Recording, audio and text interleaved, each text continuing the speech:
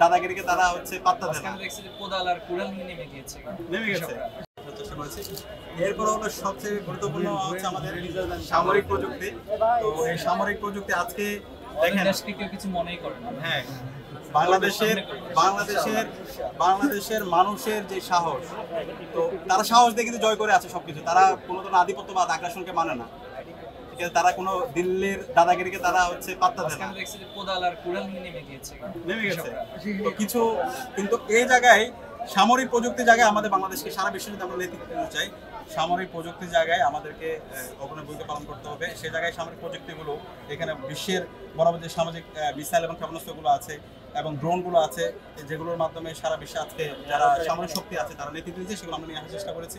বাংলাদেশের জায়গা থেকে আমাদের প্রস্তাবনাগুলো আমরা এখানে হাজির করেছি এবং আমরা বিশ্বাস করি বাংলাদেশের নতুন যে প্রজন্ম আছে তারা এমন প্রযুক্তি নিয়ে আসবে, সামরিক প্রযুক্তি, যে প্রযুক্তির মাধ্যমে তারা সারা বিশ্বব্যাপী নেতৃত্ব দেবে। আজকে আমাদের খারাপ লাগে, আজকে আমাদের যদি বলি সেনাবাহিনী, তাদের তো দরকার ছিল নতুন নতুন সামরিক সরঞ্জামাদি তাদেরকে নিয়ে আসা, আবিষ্কার করা। সেগুলো না করে তারা ইনফ্রাস্ট্রাকচারে কাজ করে, তারা ফার্নিচার তৈরি করে, ঠিক আছে, রাস্তাঘাট তৈরি করে। এটা করতে হবে, কিন্তু ফোকাস হচ্ছে এই জায়গায়। তো এটা যদি হয় তাহলে তো আলটিমেটলি আমরা সারা বিশ্বে নেতৃত্ব দিতে পারবো না। আমরা যদি ওয়ার্ল্ডের হেজিমন হতে চাই, আমি বিশ্বাস করি বাংলাদেশের সক্ষমতা আছে সারা বিশ্বে নেতৃত্ব দেওয়া, সুপার পাওয়ার হওয়ার। এবং এটা হওয়ার জন্য আমাদের প্রযুক্তিগত জায়গায় আমাদেরকে নেতৃত্ব দিতে হবে। শুধুমাত্র এটা শুধু নেতৃত্ব নয়, একই সাথে আমাদের অর্থনীতির ক্ষেত্রে আজকে যাদের সামরিক প্রযুক্তি আছে তারা অর্থনীতি দিয়ে অনেক তারা ডেভেলপ করছে। তো আমি ইসলামী ছাত্র শিবির কেন্দ্র থেকে জানতে চাই সামরিক প্রযুক্তি নিয়ে ইসলামী ছাত্র শিবিরের ভাবনা। আপনি খেয়াল করেছেন যে বাংলাদেশের ছোট ছোট শিক্ষার্থীরা তারা ড্রোন আবিষ্কার করে ফেলছে, তারা রকেট আবিষ্কার করছে। তো আমরা ইতিমধ্যে আমাদের সায়েন্স ফেস্ট আয়োজন করেছিলাম, এরপর আমাদের প্রত্যেক শাখা ভিত্তিক সেটা আয়োজন করা হচ্ছে এবং আমাদের প্রাইভেট বিশ্ববিদ্যালয় ইতিমধ্যে রোবোটিক্স সায়েন্স ফেস্ট একটা আয়োজন করছে। আমরা প্রত্যাশা রাখি যে শিক্ষার্থীদের মধ্যে স্বপ্নগুলোকে জাগিয়ে তোলা। আমরা মাঝখানে ফিউচার সায়েন্টিস্ট একটি মিট আপ প্রোগ্রাম করেছিলাম এবং সেখানে তাদের আইডিয়াগুলো শুনে আমি অবাক হয়েছি। ছোট ছোট মানুষ, ছোট ছোট শিক্ষার্থী, কিন্তু তাদের চিন্তা, তাদের স্বপ্নগুলো কত বড়। আমরা মনে করি আমাদের এই স্বপ্নগুলো যদি সবার মধ্যে ছড়িয়ে দেওয়া যায়, ইনশাআল্লাহ বাংলাদেশ সামরিক প্রযুক্তিতে অনেক দূরে গিয়ে যাবে ইনশাআল্লাহ। এরপর আমাদের বর্তমান ও আগামীর মহাকাশ প্রযুক্তি। তো এই মহাকাশ প্রযুক্তি এবং এইটার অপার সম্ভাবনা ইসলামী ছাত্র শিবিরের অসংখ্য চিন্তা আছে। আমরা ইসলামী ছাত্র শিবির কেন্দ্রের সেক্রেটারি জেনারেল রোজান সাদ্দাম ভাই থেকে একটু শুনবো। জি, আলহামদুলিল্লাহ, আমাদের তো মহাকাশ প্রযুক্তির ক্ষেত্রে আমরা অনেকটা পিছিয়ে আছি।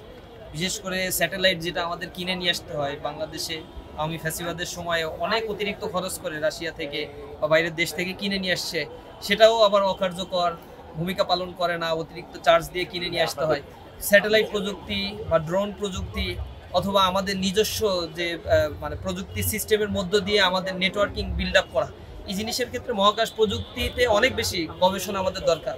মহাকাশ গবেষণা যে জাতি করতে পারে সে জাতি মূলত নেতৃত্ব দেয় সারা পৃথিবীর। যেমন আমরা দেখছি আমেরিকার মহাকাশ প্রযুক্তিগুলো, এরপরে হচ্ছে রাশিয়ার মহাকাশ প্রযুক্তি, খোদ চীনের যে মহাকাশ প্রযুক্তিগুলো রয়েছে, যার ফলে সারা পৃথিবীর আজকে নেতৃত্বের আসনে তারা রয়েছে।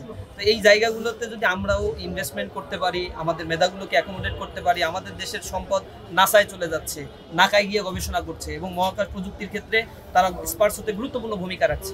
আমাদের সেই মেধা আছে, আমরা এগুলো ইউটিলাইজ করার জন্য স্টুডেন্টদের সামনে এগুলো উপস্থাপন করেছি। ব্রেন ড্রেইন না হয়ে ব্রেনকে যেন আমরা ইউটিলাইজ করতে পারি, তাহলে দেশ অনেক ভালো কিছু করতে পারবে ইনশাআল্লাহ। ইনশাআল্লাহ আমরা আমাদের মঙ্গল গ্রহে যাওয়ার প্ল্যান, ক্যালেন্ডার, ছোট ক্যালেন্ডার, বড় ক্যালেন্ডার আমরা দেখলাম। জার্নালিস্ট পাবে।